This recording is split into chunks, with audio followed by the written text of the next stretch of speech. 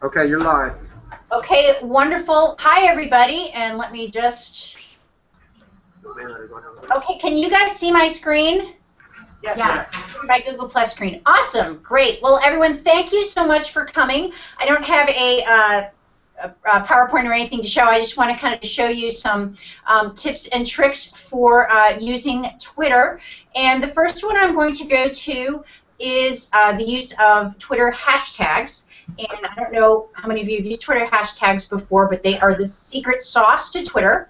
And there is right here a list of Twitter chats. And if you are not familiar with Twitter chats are live conversations that people have on Twitter, and what they do is everybody does a search for a specific hashtag, an agreed upon hashtag in advance, and then everybody has a conversation, and it's usually moderated. There's usually questions and answers, and everybody appends that particular hashtag to their tweets so that everybody can follow the conversation.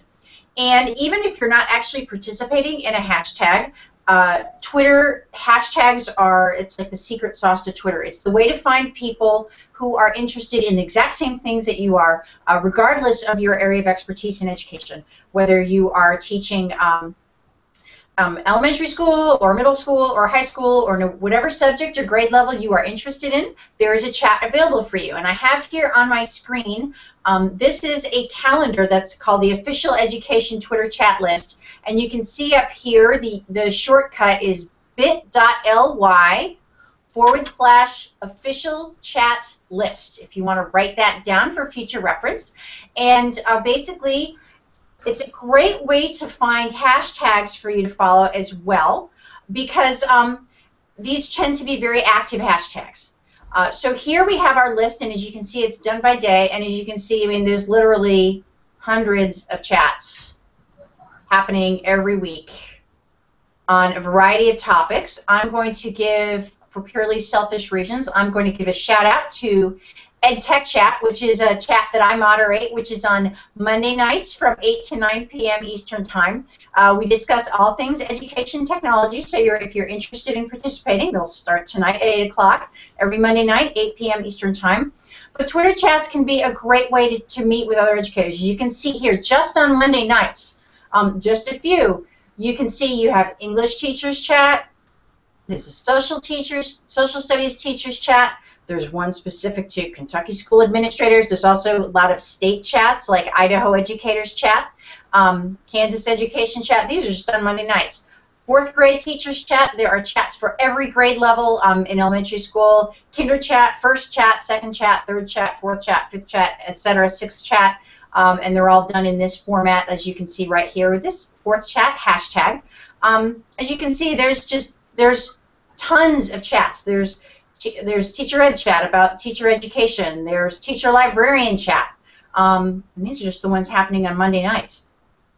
If I go down, just to give you a couple more highlights, as you can see, there's a lot more chats. There's some that are international in focus. One that is well known, probably the granddaddy of all Twitter chats, so to speak, is EdChat, which is right here. That is on Tuesdays from 7 to 8 p.m. and 12 to 1 p.m. Eastern Time. That was, I think, one of the very first Twitter chats, and it's also a very popular one. I mean, whether you're interested in programming and education, there's Kids Can Code on Tuesday nights. Again, Twitter chats, if you've never participated in one, are a terrific way to build your personal learning network. And I'm just kind of assuming a certain level of knowledge for the folks who are in this room, since it's Twitter 201, so hopefully this isn't too overwhelming for you. But if you are, I would highly encourage you, go to this link. Again, it's official bit.ly/official chat list. Take a look at the chats that are being offered, and even if you can't participate in a particular chat that looks interesting, go ahead and do a search for the hashtag, and I guarantee you're going to find lots of interesting folks to connect with. And another great site for you to go to is Jerry Blumengarten. If you all don't know the existence of cybraryman.com, if you only get one thing out of the presentations at Teach Meet New Jersey today, the existence of cybraryman.com will have made it worth your time and effort. Jerry is a retired media specialist in Florida who has devoted his retirement to curating the internet for teachers. And he has tremendous resources for educators on every topic under the sun. The page I'm on right now just happened to be his Twitter page. He's got multiple Twitter pages. He has a Twitter for Beginners page. He has a How to Chat on Twitter page. If you just go to his site, cyberrayman.com, he's got not just resources on using Twitter or using Twitter in the classroom, as you can see here. He's got a guide to using Twitter in the classroom, or multiple guides actually. But he has pages for every topic under the sun, and probably a whole bunch that you would never have imagined. So if I'm looking for content on a particular topic, if I'm doing research, cyberrayman.com is one of my very first go-to sites. So definitely you want to bookmark that website. You will go to it very frequently.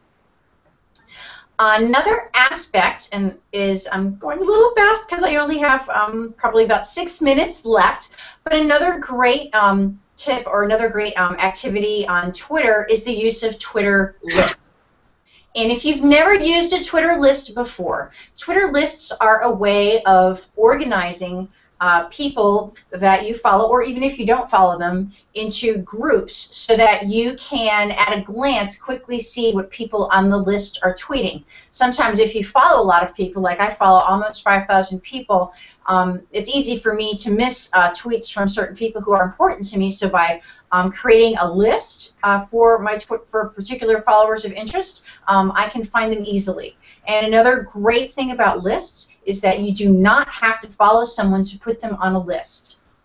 And lists can be public or they can be private. So if you, for instance, are interested in following people who, say, tweet about politics or something, but you don't necessarily want the whole world to know that you're following these people who are political in nature, you could create a private list of the Twitter accounts tweeting the political information that you're interested in, and that way you can see those tweets, but no one else knows per se that you're specifically following them.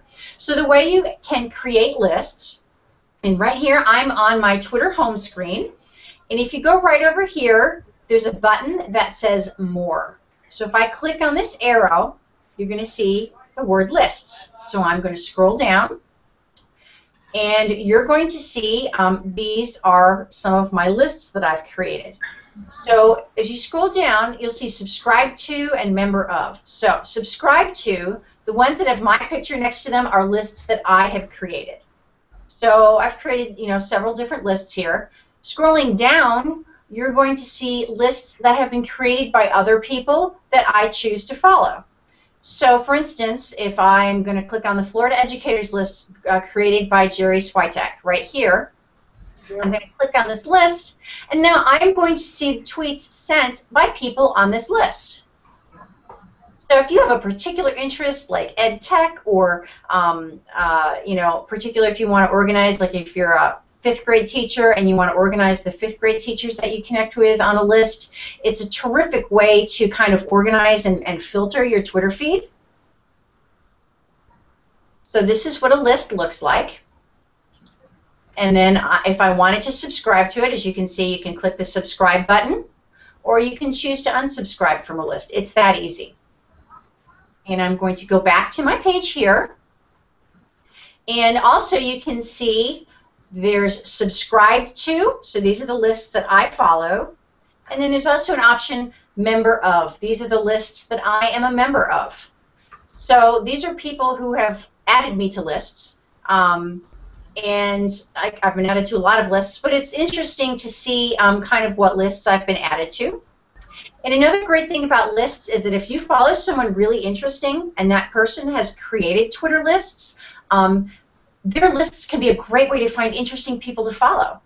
Go, take a look at their lists and see the people who are on those lists, and it's a great way to add to your PLN, especially if people have curated a list of Twitter users that are very much a specific interest to you. For instance, I'm very interested in education technology, so if someone has curated a list of people who tweet about education technology, then that's something that's going to be of interest to me. So that is just Twitter lists in a nutshell, and if you're interested in learning more, I mentioned that Jerry Blumengarten, cyberrayman.com, has a page for everything. Here he has, it's cyberrayman.com twitterlists.html. You're going to get lots of great information, tutorials, way to use Twitter lists in the classroom, if you're interested in learning more about lists.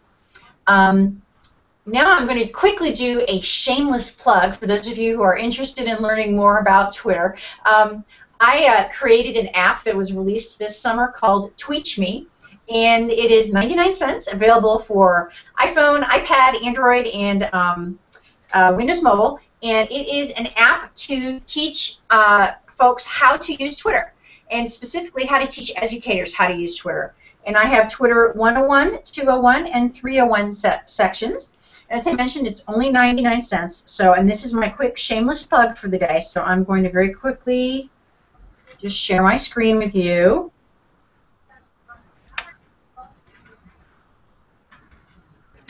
Okay. Can everybody see my iPad mirrored on the screen now? No? Okay, hold on. Let me see. I don't want to waste too much time because we don't have a whole lot of time. Here we are. Well, you know, I don't want to take too much time because I know we're short. But anyway, so for purely selfish reasons, I'm going to say, take a look at TweetMe. It's only 99 cents. Can you see the TweetMe page on the internet right now?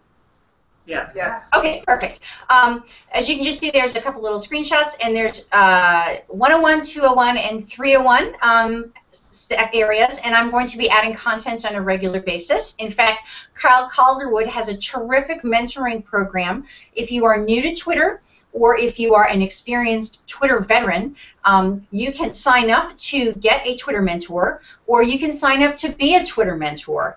And it's a great opportunity for educators to learn more about Twitter, and you can actually sign up for the Twitter mentoring program through the TweetMe app. So I'm thrilled I was able to partner with Kyle for that. And do I have 1 minute left? Yeah, you still have time. Okay, how much time do I have? I can give you another 5 minutes. Okay, all right. Good. I'm trying to get like, oh no, I have 10 minutes left. This is something I want to show you that's just kind of interesting, and these are Twitter analytics. And the way you can find them is go to analytics.twitter.com and sign in, connect your Twitter account. And as you can see here, I can see statistics engagement rate for my most recent tweets. And it's interesting because, you know, sometimes I send a tweet and sometimes you can say, well, gee, that really resonated with folks because it was retweeted a lot. But sometimes you're just curious, you know, how many people saw my tweet? How many people actually engaged with the tweet, or clicked on a link, or clicked on a hashtag in the link, or clicked on my user profile as a result of seeing this? So here you can actually see what my engagement rates for some of my most recent tweets.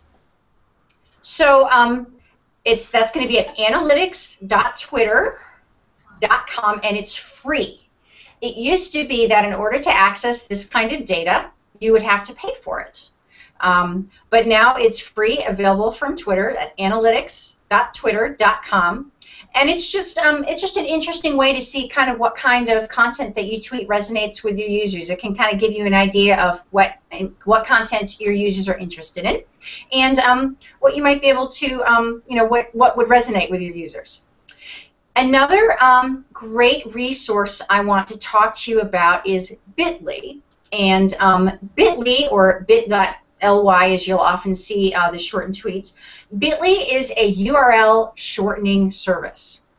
What that does is it allows you to shorten the URLs of tweets that you send, which is great because, as you know, of course, on Twitter, you are limited to the amount of characters you can use. Now, if you are just using twitter.com, Twitter has a built-in link shortening service, and you can tell by, let's see, I'm going to go to my home page, and let me just take a look at the tweets I've sent to see if I can find some. Okay, so here's one that I sent using Twitter right here. This was sent using the Twitter web interface, and as you can see, you start to see the URL, and then there's a ... which indicates that it's a shortened URL. And that can be pretty helpful. So you may say, well, if Twitter automatically shortens my URLs, then why would I need to use a third-party shortener like Bitly? Well, first of all, You can paste any link to shorten it. So if I'm going to go here and I'm going to say I want to do a bit.ly link for Jerry's site, without even signing in, I can just paste it here, shorten, and voila, it gives me a shortened link. Now, if I actually sign into Bit.ly, and if you create a Bit.ly account, and I'm going to, it's not. Oh, I'll sign in with Twitter.